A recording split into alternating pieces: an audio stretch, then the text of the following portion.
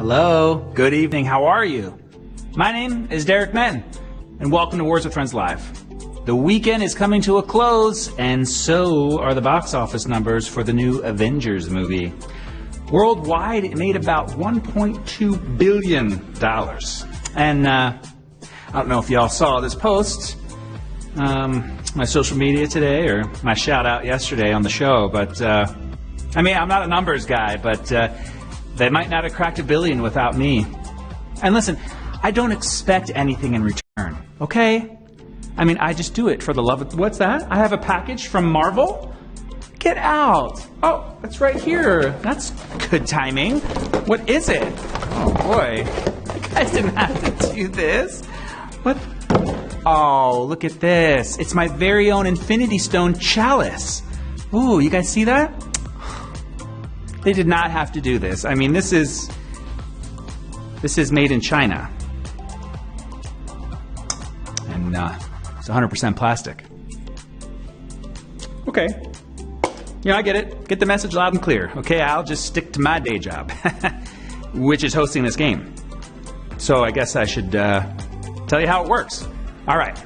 I ask you 12 questions. Each has 3 possible answers. A timer counts down the 10 seconds you have to tap on the correct answer. We'll vibrate your phone with 3 seconds left to let you know when Marvel's made another $1 million. Could have sprung for something. But it's also let you know your answer time is almost up. Now, if you get 12 correct answers, then you get in on today's jackpot of $3,000. It's no $1.2 billion, but it's good money. Now make sure you have a solid Wi-Fi connection, and if your battery's low, plug into an outlet or into an arc reactor embedded into your chest, like Iron Man. Did I say that right, James? Is that the right comic book thingy? Does he have the... Iron Man has the thingy, right? Cool. I know. I'm cool. Well then, with that out of the way, I guess we are ready to play. Here we go with question number 1.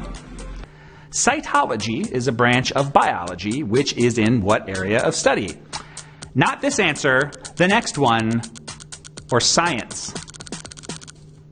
Is there a science for questions that are really, really easy? Most things that end in ology are sciences. Some are not. Astrology is a study, not a science, and is largely used as an excuse to buy lots of gemstone jewelry. Mixology, not a science, but an art of preparing mixed drinks. And stiffology is the art of not tipping that bartender who laughed at you for ordering a white wine spritzer. They're just delicious, okay? I would drink one out of this. Correct answer is science. Hopefully, not everyone got it correct. But it's okay. I'm going to assume that those of you that missed that had your phone commandeered by your 2-year-old who was furiously trying to tap her way back to Daniel Tiger. Okay? But you can keep playing in spectator mode, where correct answers earn points towards mystery boxes. And who knows what's in those mystery boxes? Maybe your very own plastic chalice.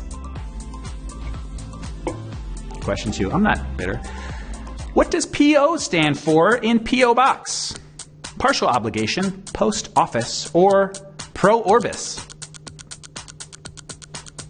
What could it be? Well, whatever it could possibly stand for.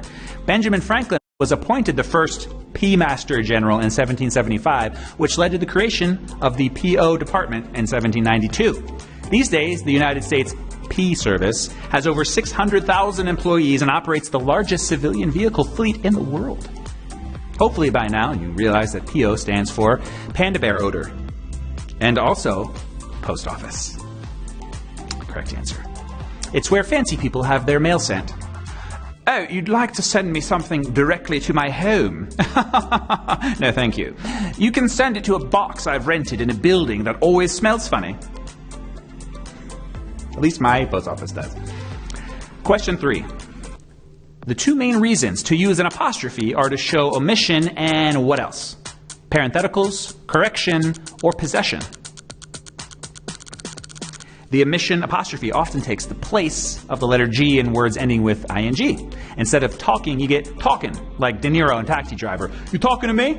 Or instead of walking, you get walkin', like Hoffman in Midnight Cowboy. Hey, I'm walking here! And sometimes you just are walking.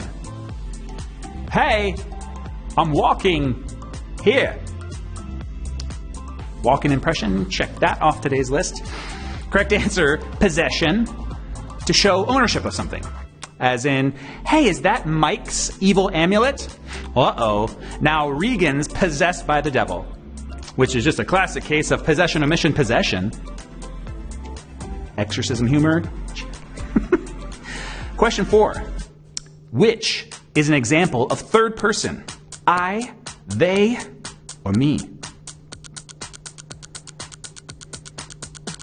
Third person, not the same as third wheel, which is that awkward situation when you're hanging out with a married couple and you go to rent some bicycles and they only have 2 left, but the guy's like, well, we do have one with 3 wheels. And you're like, I guess I'll take that one. And you finally head out on that cheese tour of Milwaukee, but when you get back from the bathroom, you see they've only ordered 2 cheese wheels, and you're like, where's the third wheel?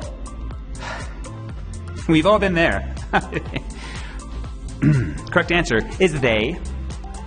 They is the third person plural pronoun. Not the same as referring to yourself in the third person. Derek said calmly, although his heart was racing as he watched a spider crawl across his foot. Did I say that out loud? Question 5. Which word describes something that lasts a long time? Protracted, tractive, or retracted?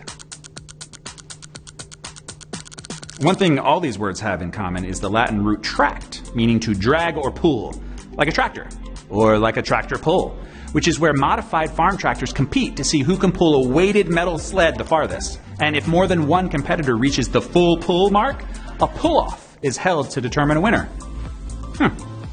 Must be hard to pull off in front of all those people. Correct answer is protracted.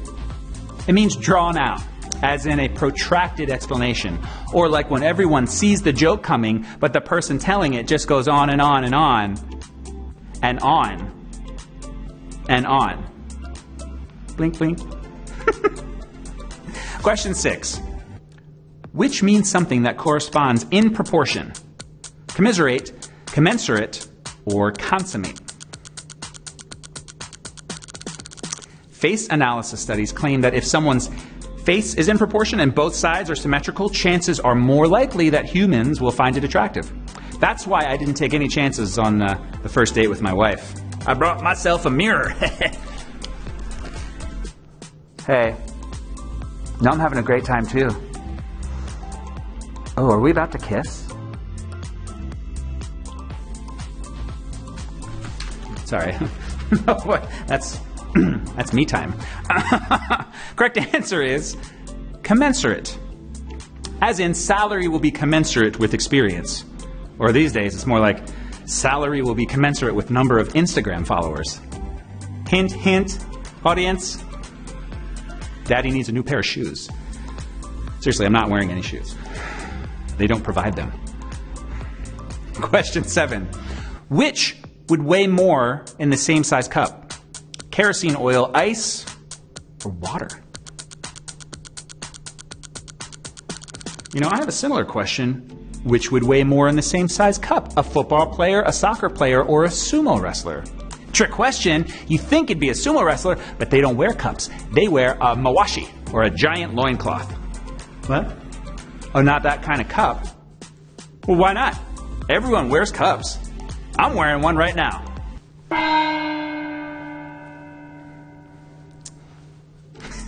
It is a little heavy. Correct answer is water. At the same volume, water is more dense than both oil and ice.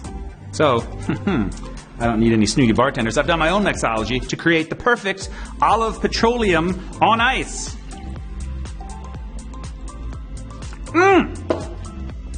Wow, that's causing internal damage. And it's causing audience damage because that was brutal.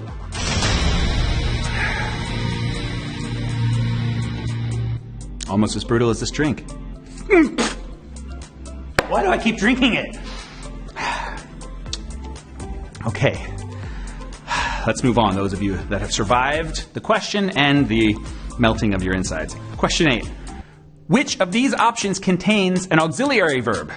You are kicking butt, a Byzantine question, or Revere Road? Revere Road, of course, refers to Paul Revere. We all know the incredible historical importance of Paul Revere. Without him, it wouldn't have been possible for Mike D to ride across the desert and meet up with the other Beastie Boys. I had a little horse named Paul Revere, just me and my horsey and a quart of beer. Every child learns that in elementary school. Correct answer is, you are kicking butt. From the Latin, auxilium, meaning help. Auxiliary verbs like are help main verbs, like kicking, by establishing emphasis or tense. As in, I am tensing my foot to kick butt. Alas, there are no butts to kick. See what I did there? No. Question 9. What were the two most popular baby names in the 1950s? James and Mary, Thomas and Karen, or Noah and Emma? Well, those names all seem so white. Speaking of white people born in the 50s, I recently met my dad's softball team in Florida, and I kid you not, there are 4 Bobs on the same team. How is Bob not number 1? I mean, and how do you announce that softball game? Bob goes back for the fly ball, but he runs into Bob. Oh no! Luckily, Bob is backing them up and relays the ball back into Bob. And the Bobs now lead Bob to Bob. It's Florida. It's so weird. The correct answer is James and Mary. Named for influential figures of the 1950s like Jimmy Stewart, James Dean, Marilyn Monroe. It's funny to think that kids born now are all going to be named Derek. Or the feminine version of Derek, which is Derekina. Question 10. If placed only on a triple word space, how many points is question worth in Words with Friends? 48, 54, or 57? All right, well, I guess we might as well just teach math to children using Words with Friends scoring. Okay, class. Now, how many W tiles are in the game? 2. Very good, 2. And what is a W's point value? 4. Right, good job. Okay, now let's move on to the letter Y. Who can tell? Nicholas!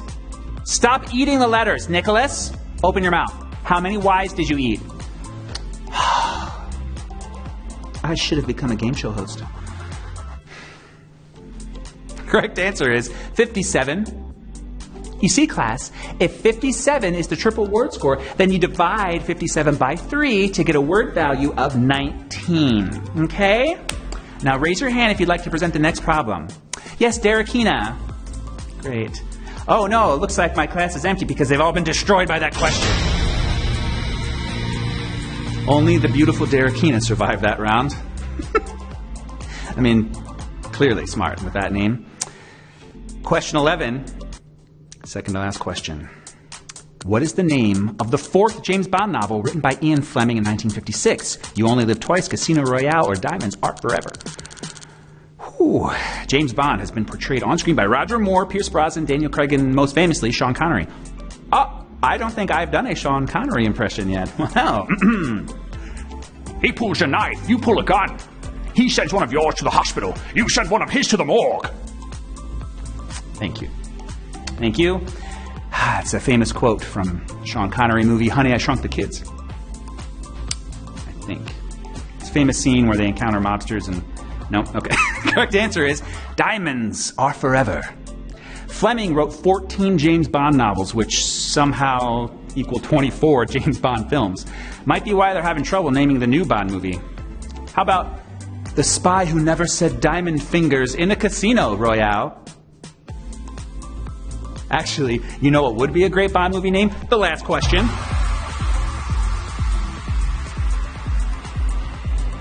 But you have to say it like, the last question.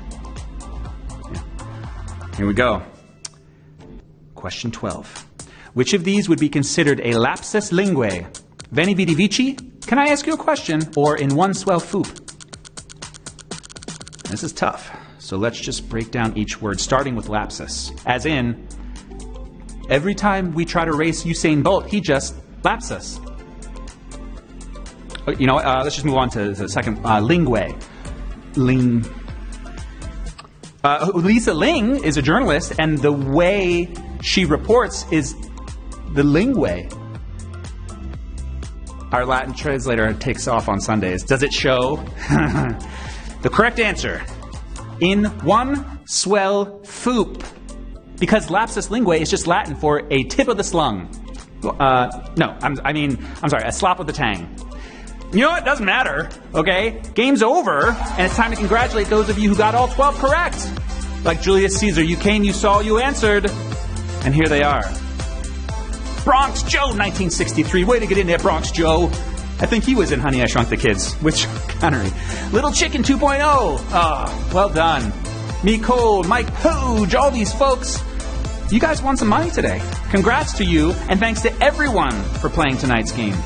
Come back tomorrow, same time, same app, different host. For now, head back to your main game already in progress, but with a newfound James Bond swagger to go with it. I've been your host, Derek Men, and this has been Words with Friends Live. Word up and word out. Oh, God.